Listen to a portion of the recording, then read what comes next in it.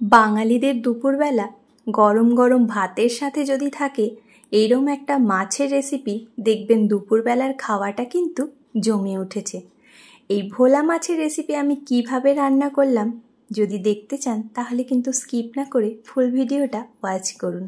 নমস্কার, মৌমিতার হেসেলে আপনাদের সবাইকে আবারও স্বাগত। আশা করছি আপনারা সবাই খুব ভালো আছেন, আমিও ভালো আছি। কিভাবে ভোলা মাছটা রান্না করেছি চলুন দেখে নিই। তার জন্য দেখুন, মাছের মাথাগুলো কিন্তু আমি নিইনি, পুরো মাছটা নিয়েছি। আর মাছগুলো এরমভাবেই কেটে নিয়েছি, ধুয়ে পরিষ্কার করে নিয়েছি। প্রথমেই মাছগুলোকে ধুয়ে পরিষ্কার করে নিতে হবে, তারপরেই মাছটাকে কিন্তু ম্যারিনেট করতে হবে। আর ম্যারিনেশনের জন্য দিয়ে দিচ্ছি 1/2 চামচ মতো লবণ, আর দেব 1 চা চামচ মতো হলুদের গুঁড়ো, আর তার সাথে দেব সুন্দর একটা কালার হবে তাই দিয়ে দিচ্ছি একটু সর্ষের তেল। 1 টিস্পুন মতো সর্ষের তেল দিচ্ছি। এই সর্ষের তেলটা দেওয়ার কারণে কিন্তু মাছের কালারটা হয় ভীষণই সুন্দর। তাই বলবো আপনারাও যখন মাছগুলো ম্যারিনেট করবেন এইভাবে অবশ্যই একটু সর্ষের তেলের ব্যবহার করবেন। দেখুন, কথা বলতে বলতে মাছগুলো আমার সুন্দরভাবে ম্যারিনেট করা হয়ে গেছে, রেখে দেব 10 মিনিট। এদিকে দেখুন, গ্যাস জ্বালিয়ে বসিয়ে দিলাম একটা কড়াই। কড়াইটা গরম হয়ে গেলেই এর মধ্যে অ্যাড করছি সর্ষের তেল। পুরো সর্ষের তেলেই কিন্তু রান্নাটা করব, তাতে করে টেস্টও হবে খুব সুন্দর। তেলটা গরম হয়ে যেতেই সব মাছগুলো আমি একে একে দিয়ে দিলাম। মাছগুলো একে একে দিয়ে বেশ ভালো করে এপিট ওপিট করে কিন্তু ভেজে নিতে হবে।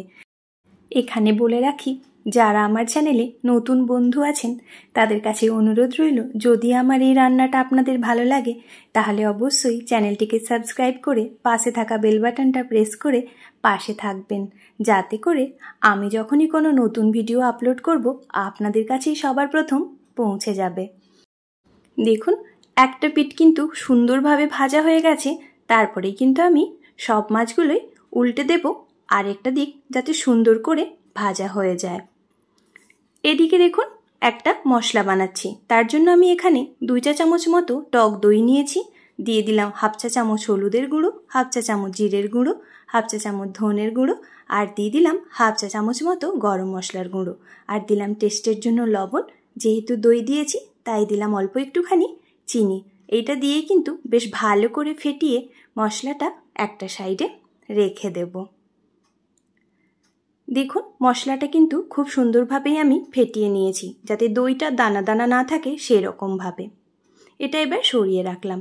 এদিকে দেখুন, মাছগুলো কিন্তু খুব সুন্দর করেই আমার ভাজা হয়ে গেছে। এবারে আমি এই মাছগুলো তুলে নিচ্ছি। সুন্দর করেই দেখুন মাছগুলো কিন্তু একেবারেই ভাজা হয়ে গেছে। আবারও ওই তেলের মধ্যে দিয়ে দিচ্ছি বাদবাকি মাছগুলো, দিয়ে ওই একইভাবেই আমি মাছগুলো সুন্দর করে ভেজে নেব। ওই একইভাবেই আমি মাছগুলো ভেজে সব তুলে নিয়েছি। এবার ওই তেলের মধ্যেই দিয়ে দিচ্ছি 2টো এলাচ, দারুচিনি আর লবঙ্গ।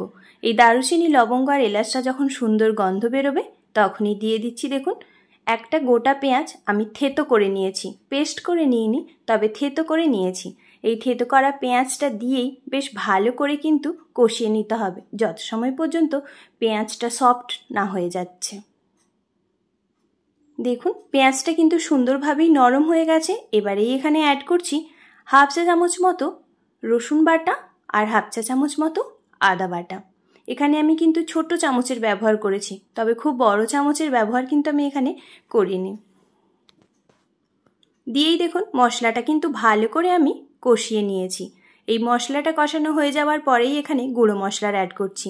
দিয়ে দিলাম ঝালের জন্য শুকনো লঙ্কার গুঁড়ো, আর কালারের জন্য কাশ্মীরি লঙ্কার গুঁড়ো। দিয়ে বেশ ভালো করে আবারও আমি কিন্তু কষিয়ে নেব। এখানে কিন্তু আর কোনো মশলাই ব্যবহার করব না, কারণ প্রথমেই মশলাটা আমি দইয়ের সঙ্গে ফেটিয়ে রেখেছি। তাই এই লঙ্কার গুঁড়োটা দিয়ে কালারটা খুব সুন্দর আসবে, তাই ভালো করে কষিয়ে নিচ্ছি। লঙ্কা গুঁড়ো আর পেঁয়াজ, আদা, রসুনটা সুন্দর কষানো হয়ে গেছে। এবারেই দিয়ে দিলাম দেখুন টমেটো কুচি। টমেটোটা দিয়েও কিন্তু যত সময় না গলে যাচ্ছে তত সময় পর্যন্ত রান্না করে নিচ্ছি। দেখুন, টমেটোটাও কিন্তু সুন্দরভাবেই আমার রান্না হয়ে গেছে। এবারেই আমি এখানে অ্যাড করব আগের থেকে যে মশলাটা বানিয়ে রেখেছি সেটাই। এই মশলাটা দিয়ে কিন্তু বেশ ভালো করে কষিয়ে নিতে হবে তত সময় পর্যন্ত, যত সময় পর্যন্ত মশলা থেকে তেল ছাড়তে না শুরু করেছে। সেই পর্যন্তই কিন্তু মশলাটা পুরো কষিয়ে নিতে হবে। দেখুন মশলাটা কষাতে কষাতেই কিন্তু সুন্দরভাবে তেল ছাড়তে শুরু করেছে। এবারেই অ্যাড করব জল। এখানে আমি 2 বাটি পরিমাণ জল ব্যবহার করছি। আপনারা গ্রেভিটা যেরকম রাখবেন সেই মতো করেই কিন্তু জলটা ব্যবহার করবেন।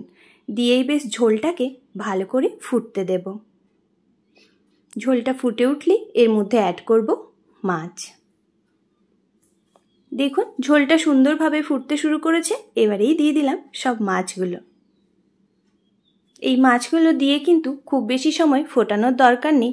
1 মিনিট মতো রান্না করে নিলেই কিন্তু রান্না একেবারে রেডি হয়ে যাবে।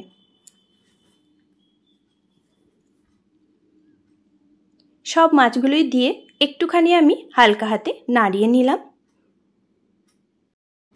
এবারে আমি 1 মিনিট মতো মাছটাকে রান্না হতে দেব। তারপরেই দেখুন কতটা সুন্দর হয়েছে, কালারটাও কত ভালো এসেছে। এবারেই আমি উপর থেকে দিয়ে দেবো একটুখানি ধনেপাতা কুচি। এইরকম দুপুরবেলা যদি মাছের ঝোল থাকে তাহলে আর কি কিছু লাগে বলুন তো?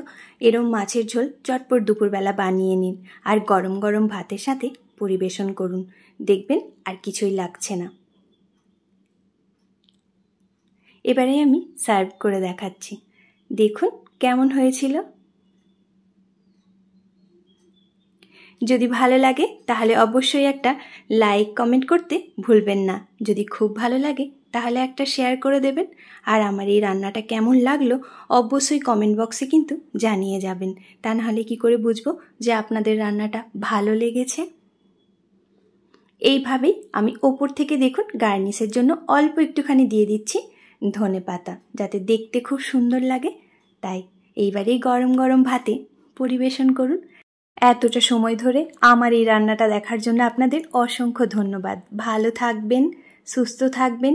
দেখা হবে পরের কোনো রান্নাতে।